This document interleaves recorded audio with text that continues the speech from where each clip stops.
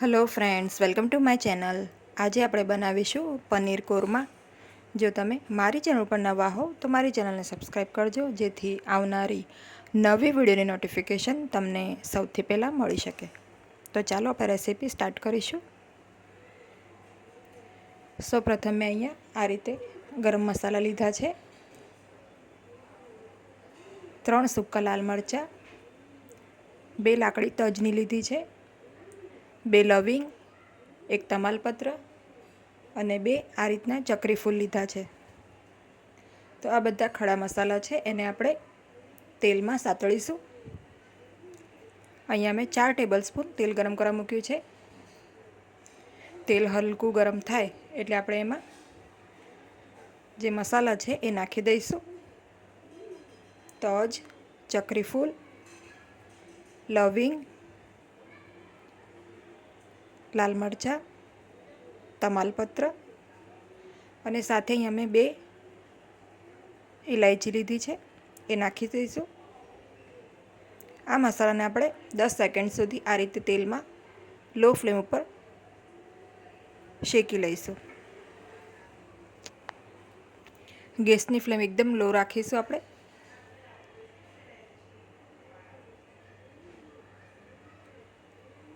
તો આ રીતે આખા મસાલા નાખવાથી શાકમાં એનો સ્વાદ ખૂબ જ સરસ આવે છે અને એકદમ સ્પાઇસી આપણી સબ્જી રેડી થાય છે. હવે અહીંયા મેં 2 નંગ ડુંગળી લીધી છે અને આ રીતે એકદમ ઝીણી સરસ સમારી લીધી છે, એ નાખીશું.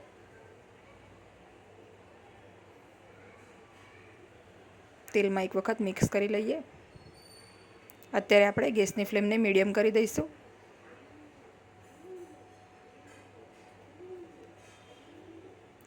ડુંગળી સરસ આપણી બ્રાઉન રંગની થાય ત્યાં સુધી આપણે એને થવા દઈશું. 1 મિનિટ બાદ આપણે આમાં આદુ અને લસણની પેસ્ટ છે 1 ટેબલ સ્પૂન જેટલી, એ નાખીશું. એટલે ડુંગળીની સાથે આપણી આદુ અને લસણની પેસ્ટ પણ સરસ તેલમાં સંતળાઈ જાય.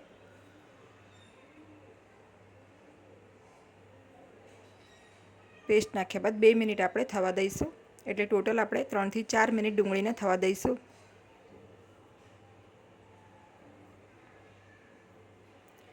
હવે આપણે અહીંયા મેં ટામેટાની પ્યુરી લીધી છે. તો અહીંયા મેં 2 મોટા ટામેટાં છે, એને આ રીતે ગ્રેટ કરીને લીધું છે.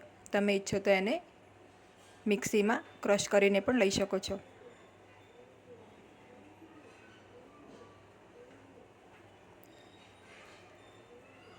ટામેટાને આપણે તેલમાં બરાબર મિક્સ કરી લઈશું. હવે આપણે આ ટામેટામાંથી તેલ છૂટું પડે ત્યાં સુધી આપણે એને થવા દેવાના છે. એટલે આપણે આને ઢાંકીને થવા દઈશું. તો લગભગ 4 થી 5 મિનિટમાં આપણા ટામેટાં સરસ કૂક થઈ જાય છે. તમે જોઈ શકો છો તેલ સરસ આ રીતે છૂટું પડી ગયું છે. તો હવે આપણે એક વખત મિક્સ કરી લઈશું.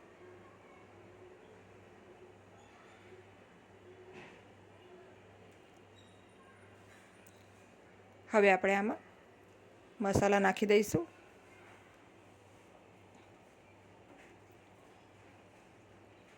સૌથી પહેલાં આપણે આમાં લાલ મરચું પાવડર નાખીશું 1 ચમચી.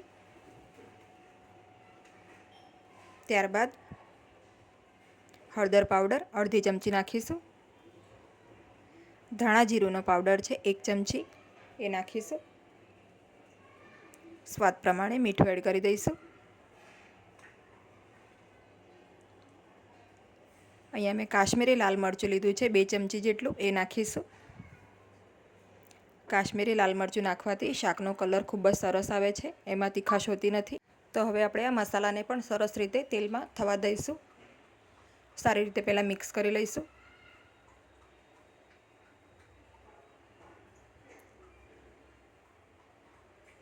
ગેસની ફ્લેમને અત્યારે આપણે મીડિયમ રાખીશું.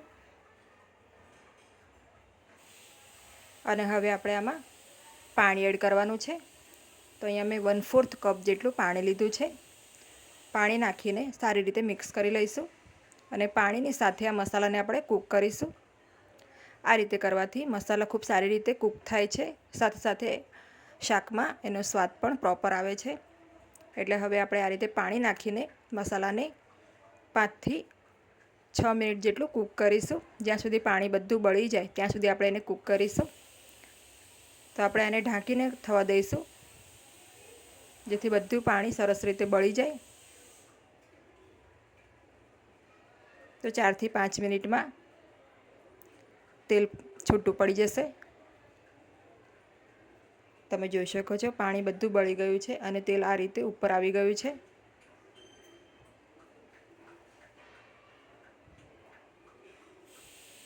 તો શાક માટે આપણી ગ્રેવી એકદમ પ્રોપર કૂક થાય એ ખૂબ જ જરૂરી છે, તો જ આપણા શાકનો સ્વાદ સરસ આવે છે. બીજી વખત પણ મેં 1/4 કપ પાણી નાખ્યું છે અને ફરીથી આપણે આને કૂક કરીશું. ફરીથી આપણે ઢાંકીને આને 4 થી 5 મિનિટ કૂક કરવાનું છે. તો આ રીતે કરવાથી શાકનો જે સ્વાદ છે એ ખૂબ જ સરસ આવે છે અને આપણી ગ્રેવી પણ ખૂબ જ સરસ બને છે. આપણે હવે ખોલીને જોઈ લઈશું, પાણી બધું બળી ગયું છે. હવે આપણે આમાં દહીં નાખીશું. તો અહીંયા મોળું દહીં મેં લીધું છે, હાફ કપથી પોણા કપ જેટલું તમે દહીં આમાં એડ કરી શકો છો. જો તમારે દહીં ના નાખવું હોય તો દહીંની જગ્યા ઉપર ફ્રેશ ક્રીમનો ઉપયોગ કરી શકો છો. આ રીતે દહીં નાખવાથી ગ્રેવીનું જે ટેક્સચર છે એ ખૂબ જ સરસ આવે છે અને એનો રંગ પણ ખૂબ જ સરસ આવે છે. હવે આપણે દહીંને પણ કૂક કરવાનું છે. તો આપણે આ દહીંને પણ 2 થી 3 મિનિટ ઢાંકીને લો ફ્લેમ ઉપર થવા દઈશું.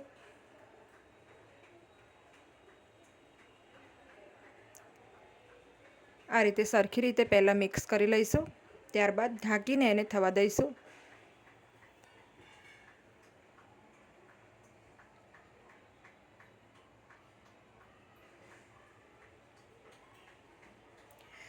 ત્યાં સુધી આપણે પનીર જોઈ લઈએ.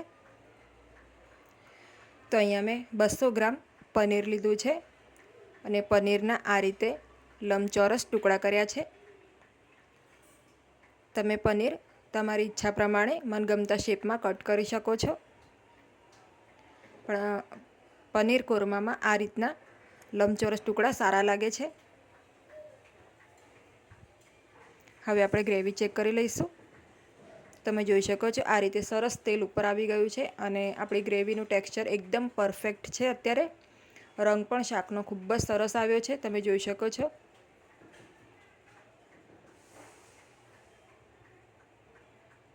એક વખત આ રીતે આપણે મિક્સ કરી લઈશું.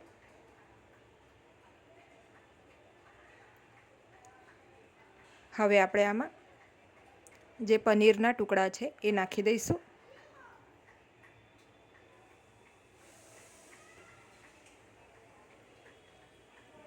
પનીર નાખ્યા બાદ આપણે એને એકદમ હળવા હાથે મિક્સ કરવાનું છે. પનીરના ટુકડા તૂટે નહીં એ વાતનું ધ્યાન રાખીશું.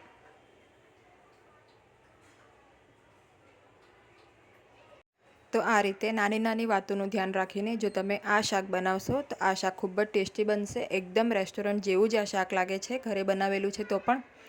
અને આમાં ખર્ચ પણ એકદમ અડધો આવે છે. તો એક વખત આ રેસીપી ચોક્કસ ટ્રાય કરજો. પનીરને આપણે 2 મિનિટ થવા દઈશું.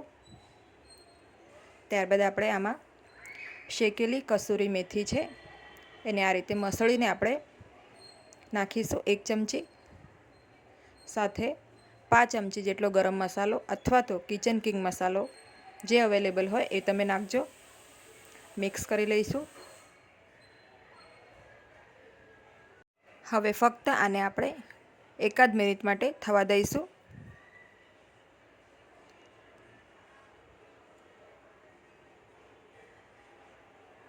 એક મિનિટ બાદ આપણે આને ગેસ બંધ કરી દઈશું અને આને આપણે સર્વ કરી લઈશું.